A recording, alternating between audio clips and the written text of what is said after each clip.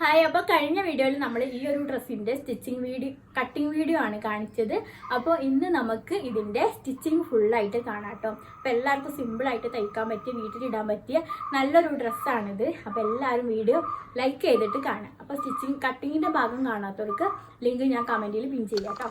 അപ്പോൾ നമുക്ക് dress stitch ചെയ്യാൻ തുടങ്ങാം. അപ്പോൾ സ്റ്റിച്ച് ചെയ്യുമ്പോൾ എപ്പോഴും നമ്മൾ ഏത് ഡ്രസ്സ് സ്റ്റിച്ച് ചെയ്യുകയാണെങ്കിലും അതിന് മാച്ച് നൂലെടുക്കാൻ ശ്രമിക്കണം. എന്നാലുള്ള കാണാൻ നല്ല പെർഫെക്റ്റ് ലുക്ക് ഉണ്ടാവും കേട്ടോ. അപ്പോൾ നമ്മുടെ ഈ ഒരു ഡ്രസ്സിൻ്റെ യോക്കും കഴുത്തും ഒക്കെ നമ്മൾ ബാക്കും ഫ്രണ്ടൊക്കെ ഒരേപോലെ കട്ട് ചെയ്തുകൊണ്ട് തന്നെ ആ ഒരു കൺഫ്യൂഷൻ ഇല്ല. നമ്മൾ അകവും പുറവും നോക്കിയാൽ മതി. അപ്പോൾ നമ്മൾ ആദ്യം ഇതിന് വേണ്ടിയിട്ട് നമ്മളെ ഡ്രസ്സിൻ്റെ അടിഭാഗത്തെ ആ ഞെറിവ് വരുന്ന ഭാഗത്തിൻ്റെ പീസ് അത് ഇത്ര വലുതായിരിക്കും കേട്ടോ. അപ്പോൾ ഇതിലൊരു 14 ഇഞ്ചോളം നമുക്ക് ഞെറിവിട്ട് ചുരുക്കാനുള്ളതാണ്. ഞാനിതാ ഒരു 6 ഇഞ്ച് വിട്ടിട്ടാണ് നമ്മൾ ഞെറിവിടാൻ തുടങ്ങുന്നത് കേട്ടോ. നമുക്ക് നൂല് വലിച്ചിട്ട് ഞെറിവിടണമെങ്കിൽ അങ്ങനെ ഞെറിവിടാം, അല്ലെങ്കിൽ ഇങ്ങനെ. എനിക്ക് ഇങ്ങനെയാണ് എളുപ്പം. അപ്പോൾ ഞാനിതാ ഇങ്ങനെ കത്രിക വെച്ചിട്ട് ഇങ്ങനെ ഞെറിവിടുകയാണ്. അപ്പോൾ ഒരു 6 ഇഞ്ചിൻ്റെ അവിടെ നിന്നാണ് ഞാൻ സ്റ്റാർട്ട് ചെയ്യുന്നത്. ഇതാ ഒരു 6 ഇഞ്ചിൻ്റെ അവിടെ വെച്ചിട്ട് ഞാനത് നിർത്തും ചെയ്തിട്ടുണ്ട്. അപ്പോൾ അതാ നമ്മൾ തയ്ച്ചെടുത്തിട്ടുണ്ട്. ഒരു കുഞ്ഞു കുഞ്ഞു ഞെറിവാണ് ഞാൻ കൊടുത്തിട്ടുള്ളത്. ഇനി നമ്മളത് യോക്കിന് കറക്റ്റ് ആവുമോ എന്നുള്ളതാണ് ടാസ്ക്. അപ്പോൾ ഞാനിത് വെച്ച് നോക്കുമ്പോൾ ഒറ്റ ടേക്കിൽ തന്നെ എൻ്റെ അത് ഓക്കെ ആയി. അതല്ലാന്നുണ്ടെങ്കിൽ ചിലപ്പം കുറച്ച് ഞെറിവിട്ടിട്ട് നമ്മൾ ചുരുക്കേണ്ടി വരും, അല്ലെങ്കിൽ കുറച്ച് ഞെറിവ് തുന്നഴിച്ചിട്ട് നമ്മളത് വലുതാക്കേണ്ടി വരും. എൻ്റെത് എന്തായാലും ഓക്കെ ആയിട്ട് വന്നിട്ടുണ്ട്. ഇനി ഇതൊക്കെ ഒരു അറ്റത്തു നിന്ന് ഒരു അറ്റത്തേക്കാണ് തയ്ച്ചാൽ മതി. അപ്പോൾ അത് അതിൻ്റെ നല്ല ഭാഗവും തമ്മിൽ യോജിപ്പിച്ച് വെച്ചിട്ടുണ്ട്, കണ്ടില്ലേ? ഇനി ഇത് ഒരു അറ്റത്തു നിന്ന് അങ്ങോട്ട് അടിക്കുക. അപ്പം അറ്റത്ത് വെക്കുമ്പോൾ അതിൻ്റെ അറ്റം ഇതുപോലെ വെച്ചിട്ട് എടുക്കരുത് കേട്ടോ. ഇങ്ങനെ അറ്റത്ത് ഇങ്ങനെ വെച്ച് കഴിഞ്ഞാൽ അത് മറിച്ചെടുക്കുമ്പോൾ ഇവിടെ ഈ ഒരു മിസ്റ്റേക്ക് വരും. അപ്പോൾ നമ്മൾ കുറച്ചും കൂടി നീക്കിയിട്ട് അതറിയാമല്ലോ, അത് നിങ്ങൾ തയ്ക്കുമ്പോൾ നിങ്ങൾക്ക് മനസ്സിലാവും കേട്ടോ. അപ്പോൾ അങ്ങനെ വെച്ചിട്ട് നമ്മൾ ഒരു തലക്കുന്ന് ഒരു തല വരെ അടിക്കുക. അപ്പോൾ ഇങ്ങനെ തയ്ക്കുന്ന സമയത്ത് നമ്മൾ ഈ യോക്കിൻ്റെ പീസ് ഇങ്ങനെ വലിച്ചു പിടിക്കരുത് കേട്ടോ. അപ്പോൾ അതിൻ്റെ ഷേപ്പൊക്കെ ആകെ മാറിപ്പോകും. കാരണം ഇങ്ങനെ റൗണ്ടിൽ കട്ട് ചെയ്തതല്ലേ, അപ്പോൾ വലിച്ചു പിടിക്കാൻ പറ്റില്ല. നോർമലായിട്ട് ഇങ്ങനെ പിടിച്ചിട്ട് തയ്ച്ചാൽ മതി കേട്ടോ. ഇനി അഥവാ തയ്ച്ച് വരുന്ന സമയത്ത് ഒരു കുറച്ചൊക്കെ ഇങ്ങോട്ട് അറ്റം എത്തണില്ല എന്നുണ്ടെങ്കിൽ ചെറുതായിട്ടൊന്ന് വലിച്ചാൽ മതി ഈ അറ്റത്തൊക്കെ എത്തുമ്പോൾ. പക്ഷെ എൻ്റെത് ഓക്കെ ആയി വന്നിട്ടുണ്ട് കേട്ടോ, വലിക്കേണ്ടി ഒന്നും വന്നിട്ടില്ല.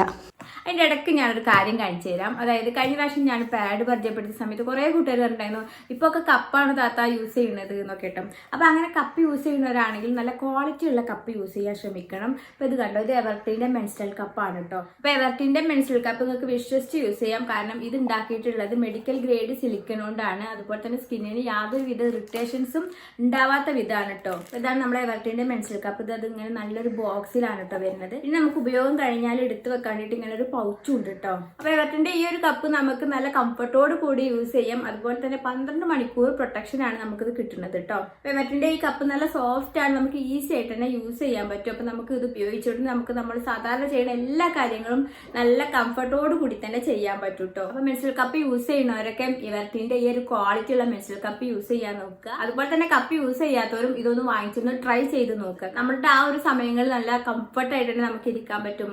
സ്മെല്ലോ ലീക്കേജോ കാര്യങ്ങളോ ഒന്നും ഉണ്ടാവില്ല. അതുപോലെ തന്നെ എവർട്ടിൻ്റെ ക്വാളിറ്റി ഉള്ള ഈ ഒരു കപ്പ് യൂസ് ചെയ്യുമ്പോൾ നമുക്ക് സ്കിന്നിനുള്ള പ്രോബ്ലംസുകൾ ഇറിറ്റേഷൻസ് ഒന്നും ഉണ്ടാവില്ല. അപ്പോൾ എവർട്ടിൻ്റെ മെൻസ്ട്രൽ കപ്പ് സെലക്ട് ചെയ്യുമ്പോൾ നമ്മുടെ സൈസിനനുസരിച്ചിട്ട് വാങ്ങിക്കാനുള്ള ഓപ്ഷൻ ഉണ്ട്.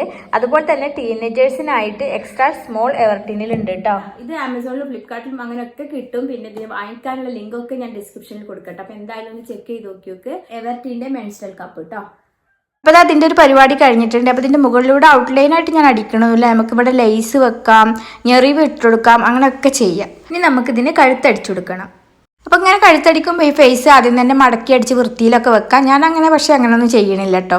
ഞാനൊന്ന് പതിച്ചടിക്കുന്നുണ്ട്. പതിച്ചടിക്കുമ്പോൾ നമ്മൾ ഈ ഒരു അറ്റക്കഥ ഇങ്ങോട്ടാക്കിയിട്ട് ആ ഫേസിൻ്റെ മുകളിലാണ് നമ്മൾ പതിച്ചടിക്കുന്നത്. കണ്ടോ, ഇതുപോലെ ഫേസിൻ്റെ മുകളിലാണ് ആ പതിച്ചടിക്കുന്നത്. അങ്ങനെ പതിച്ചടിച്ച് കഴിഞ്ഞാൽ നല്ല വൃത്തിയിൽ ഇങ്ങനെ കിടക്കൂട്ടോ. അപ്പുറത്തേക്ക് മറിച്ചിട്ടാൽ നമ്മൾ പുറത്തു കൂടി ഔട്ട്ലൈനായിട്ട് അടിക്കേണ്ട ആവശ്യമില്ല.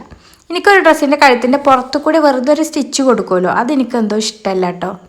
അപ്പോൾ ഇതാ നമ്മുടെ ഫ്രണ്ട് ഭാഗം കഴിഞ്ഞു. അതേപോലെ തന്നെ ബാക്ക് ഭാഗവും കറക്റ്റാക്കി ഞാൻ കൊടുത്തിട്ടുണ്ട്. ഇനി നമുക്ക് ഈ ഷോൾഡറുകൾ തമ്മിൽ യോജിപ്പിക്കണം. അതിന് വേണ്ടിയിട്ട് ഇതാ 2 ഷോൾഡറും തമ്മിൽ കൂട്ടി യോജിപ്പിക്കണം. നല്ല ഭാഗവും ചേർത്ത് വെച്ചിട്ട് ഷോൾഡറിൻ്റെ ഒരറ്റം മുതൽ ഇതാ ഈ ഒരു ഫേസിൻ്റെ ഈ ഒരു അറ്റം വരെ, ഈ ഫേസ് ഇങ്ങോട്ട് ഇട്ടിട്ട് ഫേസിൻ്റെ ഈ ഒരു അറ്റം വരെ കേട്ടോ തയ്ക്കണത്.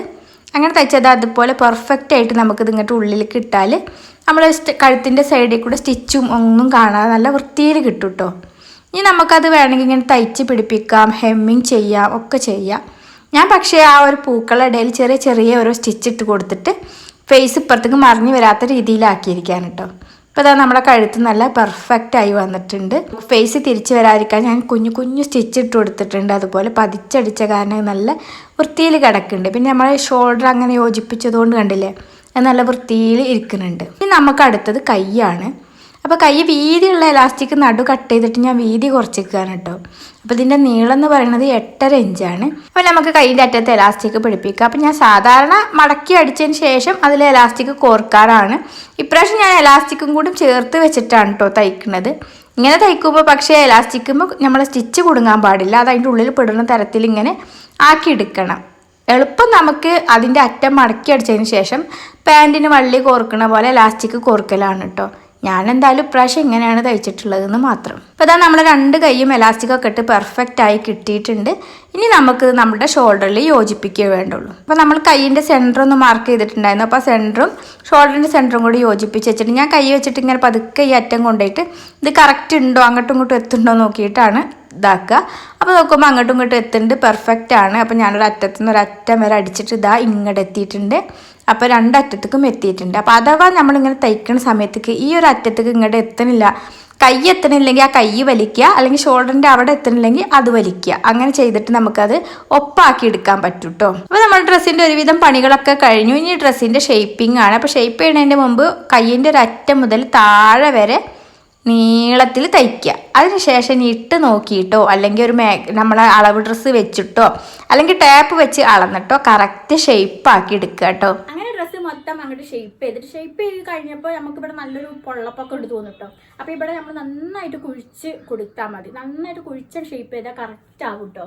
പിന്നെ ഇതിൻ്റെ അടിയത്തെ വീതി ഞാൻ നല്ല കുറച്ചിട്ടുണ്ടായിരുന്നു. ഇവിടുന്ന് 3 ഇഞ്ച് ഇങ്ങനെ കൊടുന്നു, ഇവിടുന്ന് 3 ഇഞ്ച് ഇങ്ങനെ കൊടുന്നു. ഞാൻ നല്ലാണ്ട് ഷേപ്പ് ചെയ്തു ഈ ഭാഗത്ത്. അപ്പോൾ ഇത് നല്ല കറക്റ്റായിട്ട് നിന്നു കേട്ടോ, നല്ല പെർഫെക്റ്റ് ആയിട്ട് വന്നു. അപ്പോൾ എല്ലാവരും ഈ ഒരു ഡ്രസ്സ് സ്റ്റിച്ച് ചെയ്ത് നോക്കണം. പിന്നെ ഇതാ നമ്മളെ ഈ ഒരു ബട്ടണും ഇവിടെ കൊടുത്തു. ഞാൻ പറയാം ഇവിടെ ഞെറിവോ കാര്യമൊക്കെ കൊടുക്കാൻ. ഇങ്ങനെ ഈ ബട്ടണൊക്കെ കൊടുക്കുമ്പോൾ ഒരു റെഡിമെയ്ഡ് ലുക്ക് വരുമല്ലോ. അപ്പോൾ ഈ ഡ്രസ്സിങ്ങൊക്കെ എല്ലാവർക്കും ഇഷ്ടമായെന്ന് വിചാരിക്കണം. അപ്പോൾ അടുത്ത നല്ലൊരു ഡ്രസ്സിൻ്റെ വീഡിയോ ആയിട്ട് വരാം. അതുവരെ എല്ലാ കൂട്ടുകാർക്കും അസ്സലാമു അലൈക്കും.